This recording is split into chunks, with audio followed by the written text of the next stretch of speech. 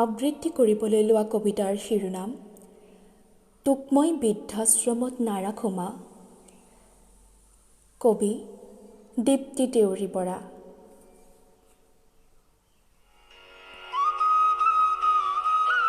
কথাবোৰ সিমানতে শেষ নহয় মা, ইমান দূৰৈত তোৰ পৰা। আশাবোৰ সপোনবোৰ ফুলাবলৈকে তোৰ আৰু মোৰ মাজত এই ব্যৱধান। হোষ্টেলৰ প্ৰতিটো নিশা বিচনাখন পাৰিবলৈ লওঁতে নকওঁ মা আৰু নকওঁ, হেঁপাহৰ ভাত সাজ যে তোৰেই হাতত। অ' মা, চোলাটো যে দলিয়াই দিলোঁ বিচনালৈ, তই যে আঁতৰত পাহৰিয়ে গ'লো। কেতিয়াবা তই যে চিঞৰা যেন লাগে, হোষ্টেলৰ কোঠাবোৰত ঘূৰি ফুৰা যেন লাগে মোৰ পিছে পিছে। ঘূৰি চাওঁ, কোনো নাই।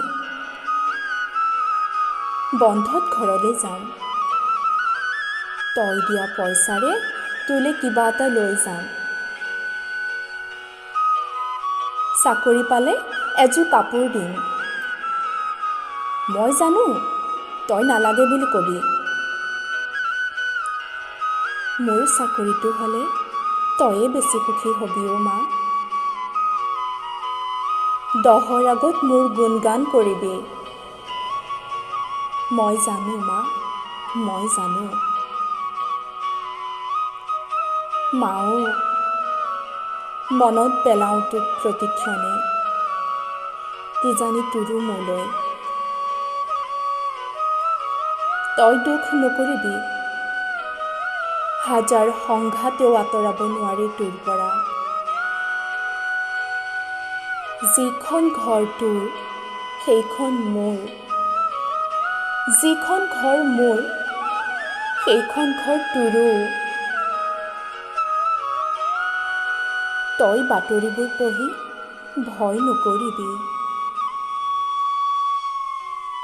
মই জানো কাকতত বৃদ্ধাশ্ৰমৰ কথা পঢ়িলে তই মোলৈ ফোন কৰ। বৃদ্ধাশ্ৰমৰ কথা নাভাবিবি,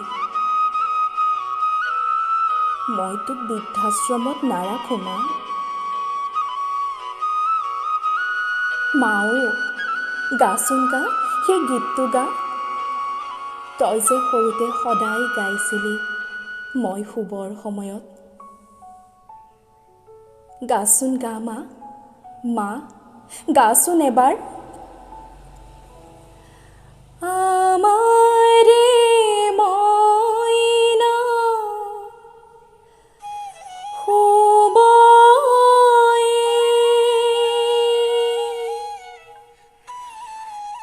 বাৰীতে বগৰী ৰুব, বাৰীৰে বগৰী পকি সৰি গ'লে মইনাই বুটলি খাব।